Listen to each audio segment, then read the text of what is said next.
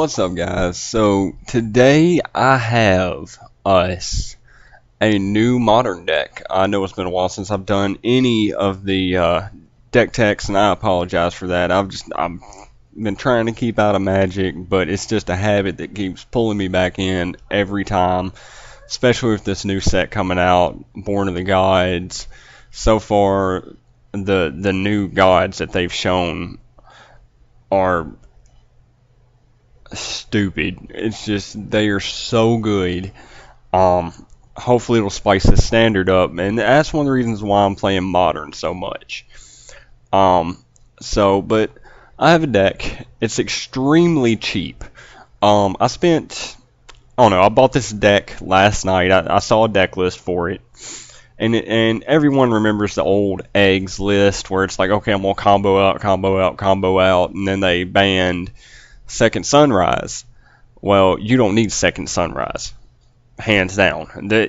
This version still works. It's called Urza Eggz. Some people might have heard of it. So I've got everything arranged to the point of your win cons, your creatures, all your card draw, your search, and all your combo pieces. And this is actually supposed to go over here. Okay, so we'll start with your win cons. Obviously, you've got one Emrakul to... it's an Emrakul. 15/15 comes into play, take an extra turn. Annihilator 6, flying, pro-colored spells. Okay. It's put in the graveyard, shuffle it, and everything else back in your library.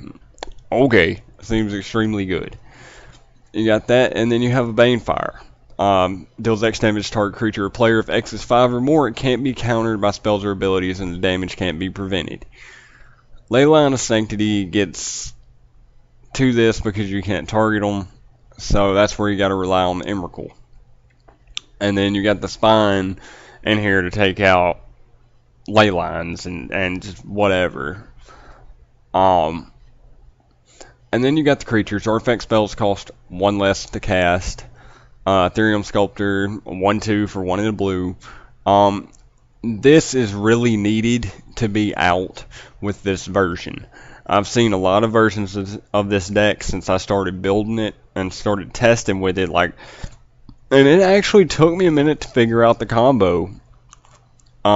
Pretty much, what you'll do is you'll play your land, either Adarkar Wastes or whatever, play your land, and then play one of your 1-drops, and then play another land, hopefully play Etherium Sculptor, just drop some stuff in your hand, and then play another land, play a Krark Clan Ironworks, and just start going, comboing off, and all this other stuff, and I'll explain that a little bit more as we go.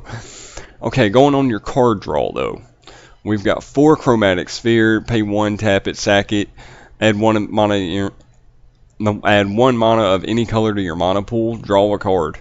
But you have to do the sacrifice to do it. And that's where Chromatic Star comes in. It's whenever Chromatic Star is put into a graveyard, draw a card. It don't matter. So we're running all of those right there, card draws, Conjurers, Bauble, however you say it. You don't have to sack it, but most of the time you're going to get stuff back. Then you got Prophetic Prism. It kind of helps you with your mana base, and you draw a card when it comes in. Ichor Wellspring when it comes in, and when it leaves, you draw a card. And Elsewhere Flask. You don't really use it for its sack ability, but it just draws a card. Now your search engines. Expedition Map. 2, sack it, search your library for a land card, reveal it, and put it in your hand. Go and get your 3rd piece of your Urza lands, or go and grab your Adarkar Wastes, or whatever. So, there's that. Fabricate, search library for an artifact card, reveal it, and put it into your hand. Maybe you're missing a Krark Clan Ironworks. Okay. And just go and get it real quick. And now comes the major combo piece. You got 4 open the vaults, return all artifact and enchantment cards from all graveyards to the battlefield under their owner's control. Extremely needed on this. And same thing with Faith's Reward. Return to the battlefield all permanent cards in your graveyard that were put there from the battlefield this turn. The combo goes, as I said, Krark Ironworks. Sacrifice an artifact. Add 2 to your mana pool. You're going to have out a whole bunch of artifact cards. Just start sacking, getting your mana back, get your mana back. Make like 2 or 3, 4 white with whatever you can. And then, you know, just, okay, open the vaults and do it all over again. And just keep going, keep going, keep going. Have a Banefire in your hand. And boom, hit them for 50. Or whatnot that they can't counter. And then going on the land base, we're running 3 planes, 2 Adarkar Wastes. I like this a little bit better because, I mean, yeah, it'd be okay having a Hallowed Fountain in here, but for price-wise, you know, it works. I think these were maybe $1 on here, maybe. I think the most expensive things in here was obviously the Emrakul and probably the Krark Ironworks because they were $1.25. And then you're running 4 of each Urza land.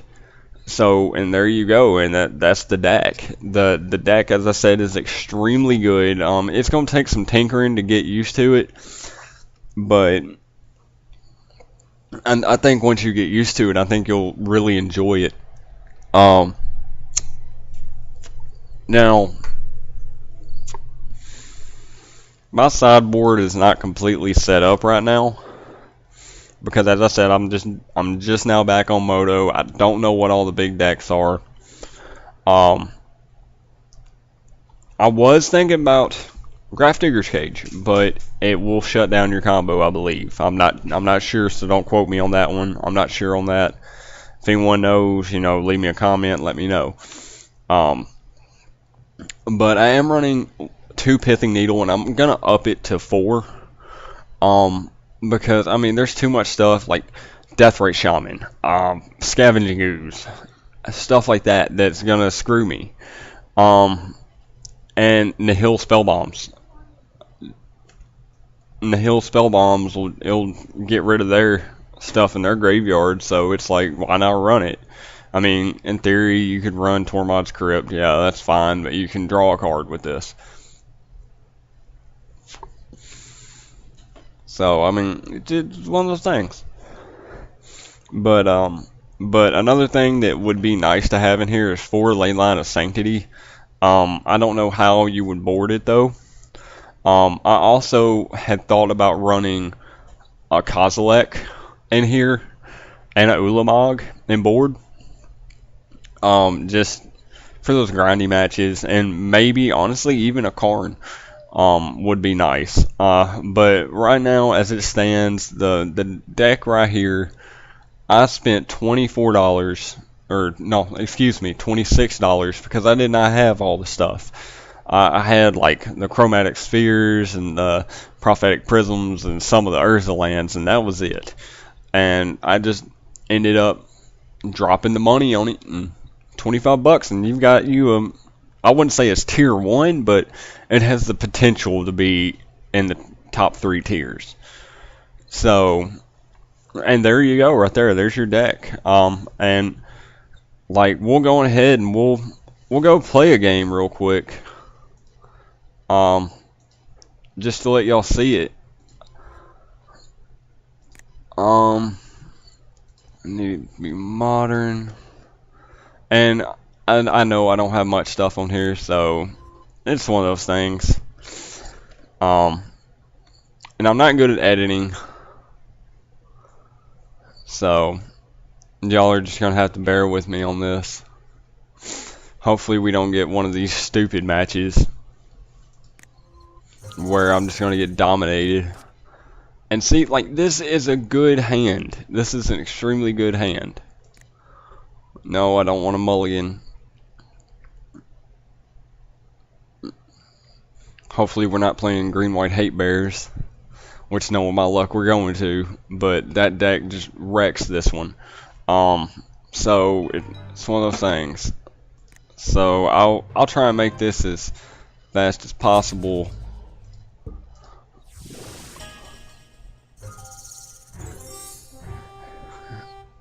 Oh, okay. Oh, we might get the combo out here. Next turn. What did we draw? Drew a Chromatic Sphere, or Star, rather.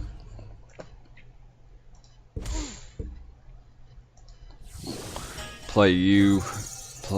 Go ahead and cast you. Okay. And there we go. I mean, we'll try one more. Hopefully somebody stays in. Obviously they know it's going to be Urza Eggz then. This deck is really fun though. So I mean, but as I said, it takes a minute.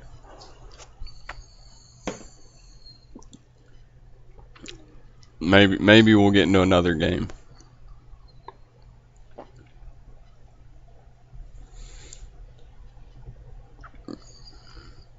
Come on, somebody join in. Be awesome if y'all did. I'm gonna try and get one more game going.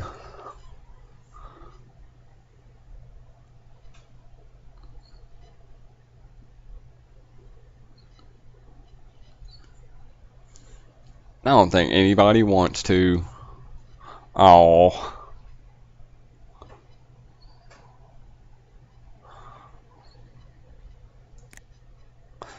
Well, either way, guys, there you go. There's your deck. Really fun, really inexpensive. I think even if you were playing like paper Magic, it'd still maybe be $150 just because of how expensive Emrakul is. And even then, I don't think it's that expensive anymore. So, but yeah, so hopefully y'all enjoyed this, and we'll catch y'all next time. Peace.